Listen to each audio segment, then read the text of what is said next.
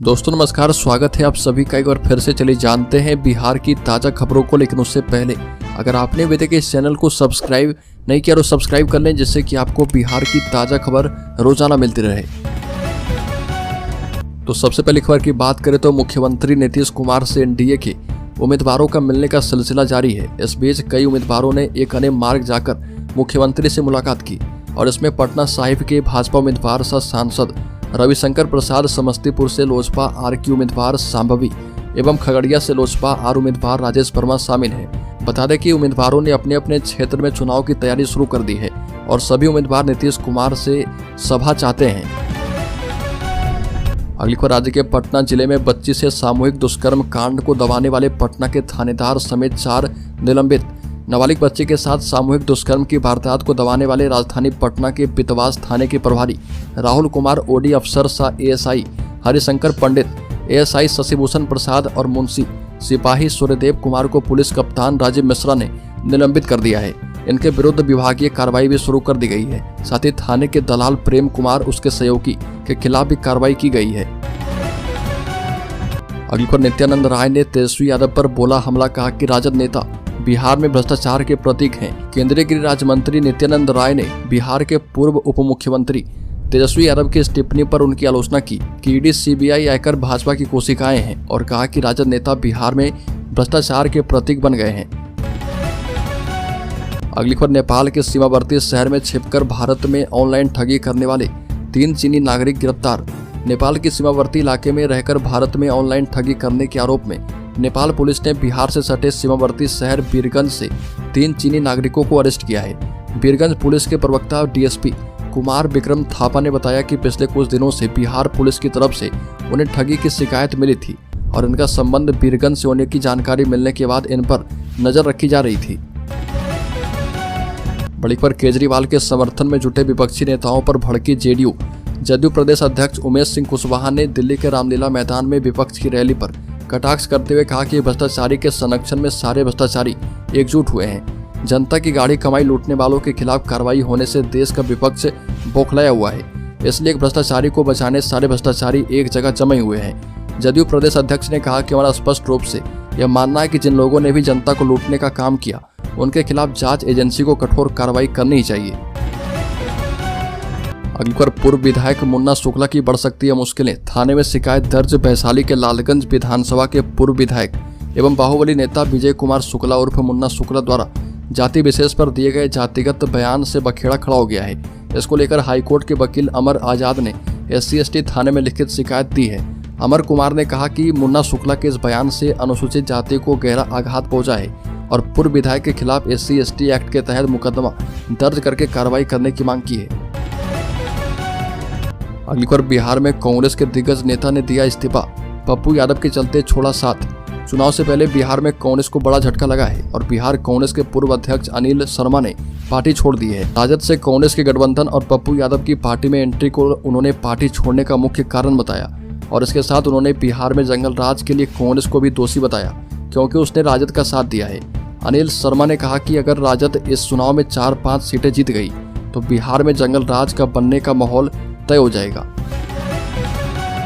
अगली पर, विकल्प सुधार के लिए नियोजित शिक्षकों को मिलेगा मौका।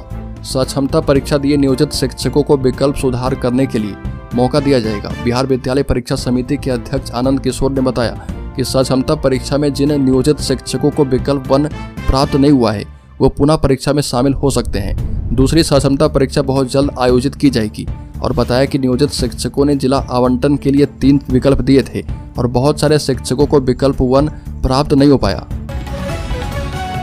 अगली खबर, राज्य के आरा जिले में बदमाशों ने बजाज फाइनेंस कर्मी को मारी गोली। जानकारी के मुताबिक मृतक मुफस्सिल थाना क्षेत्र के भेल डुमरा गांव निवासी शंकर सिंह का 23 वर्षीय पुत्र मुकेश कुमार सिंह है।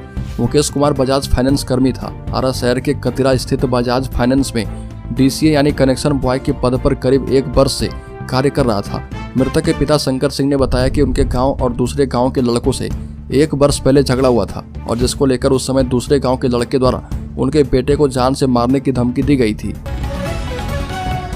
बड़ी खबर, राज्य में चुनाव आयोग का बड़ा एक्शन, बिहार के 237 प्रत्याशी को किया बैन।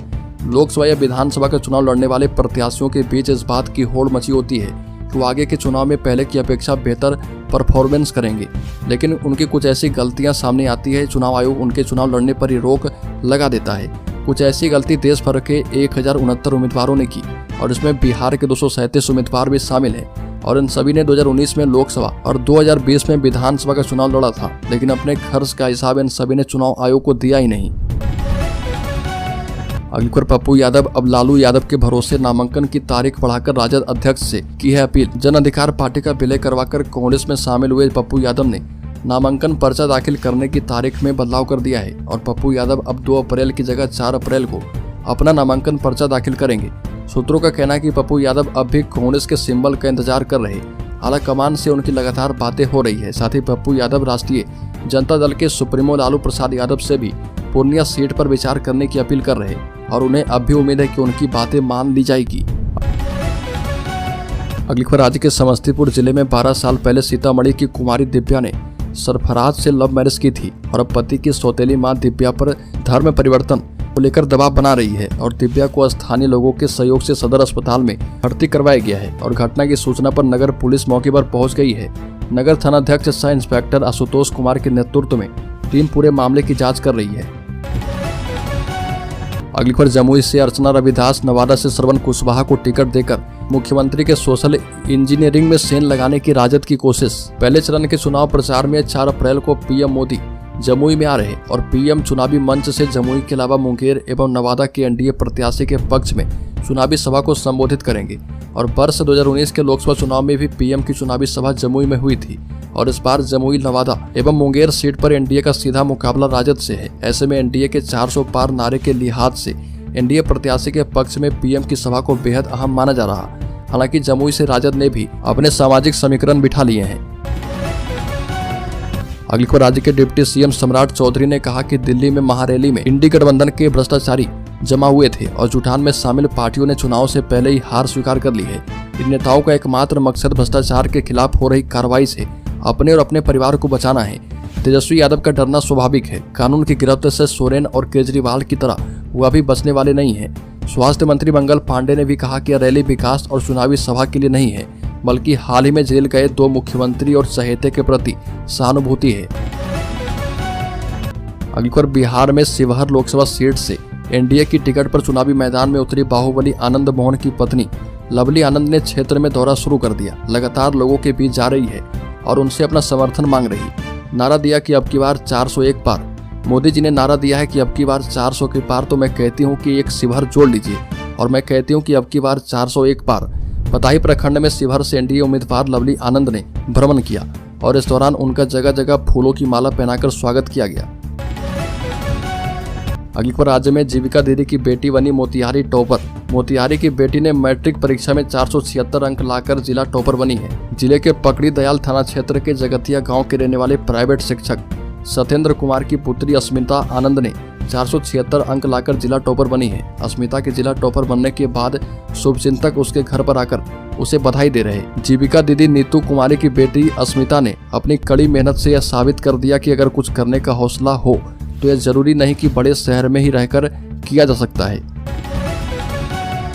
अगली बार बिहार में महागठबंधन में सीट बंटवारे के बाद भी कांग्रेस नेता पप्पू यादव अपनी जीत पर अड़े हैं। पूर्णिया सीट पर राजद ने दावा करते हुए बीमा भारती को वहां से उम्मीदवार तो घोषित कर दिया है। इसके बाद भी पप्पू यादव बागी तेवर अपनाते हुए वहां से चुनाव लड़ने की लगातार बात कह रहे। कांग्रेस की फटकार के बाद भी पप्पू यादव ऐलान कर चुके हैं कि वो 4 अप्रैल को पार्टी लाइन के खिलाफ जाकर नामांकन दर्ज करेंगे। राजद सुप्रीमो लालू यादव से आग्रह किया गया है कि वो पूर्णिया की सीट कांग्रेस के लिए छोड़ दें और पप्पू यादव ने कहा कि मैं भी आपका परिवार हूं, सिर्फ 4 बच्चों को फैमिली मत समझिए, पूर्णिया सीट कांग्रेस को दीजिए। अगली खबर, बिहार में सम्राट चौधरी को मिल चुका है तेजस्वी यादव का बंगला। बिहार सरकार के नए मंत्रियों को सरकारी बंगला अलॉट कर दिया गया। डिप्टी सीएम सम्राट चौधरी को तेजस्वी के 5 देश रत्न मार्ग वाला बंगला अलॉट किया गया है, जबकि नेता प्रतिपक्ष तेजस्वी को एक पुल रोड का बंगला दिया गया है। 14 फरवरी को तेजस्वी यादव नेता प्रतिपक्ष बनाए गए थे और नेता प्रतिपक्ष बनने के 1 महीने के बाद उन्हें बंगला खाली करना पड़ेगा। वहीं डिप्टी सीएम विजय कुमार सिन्हा को 3 स्टैंड रोड का आवास आवंटित किया गया है और इसके अलावा मंत्री दिलीप कुमार जायसवाल को 7 बीरचंद पटेल पथ, रेणु देवी को 4 स्टैंड रोड आवंटित किया गया है। मंत्री हरीश सैनी को 20 से डुप्लेक्स बंगला गर्दनीबाग आवंटित किया गया है। अगली खबर बिहार के शेयर होल्डर्स इन्वेस्टर्स के लिए बड़ी खबर। एक्सपर्ट्स ने बताया कि आज अडानी और IRCTC समेत 9 शेयर खरीदेंगे तो हो जाएंगे मालामाल। एक्सपर्ट्स ने कुल 9 शेयर को खरीदने की सलाह दी है और इनमें से एक शेयर अडानी की कंपनी का शामिल है। और एक्सपर्ट्स ने Poonawalla fin, Exide, RCF, IRCTC, Adani ports, FACT company, first source company, brigade ENT company और CDSL के शेयर खरीदने की राय दी है। बता दें कि शेयर बाजार में नए रिकॉर्ड हाई बना है और पहली बार सेंसेक्स 74,254 और निफ्टी 22,529 पर पहुंचा है। बाजार की तेजी को मेटल, मीडिया, बैंकिंग और फाइनेंशियल सेक्टर से सपोर्ट मिल चुका है और निफ्टी में JSW स्टील टॉप गेनर है और भारतीय एयरटेल टॉप लूजर बन चुका है।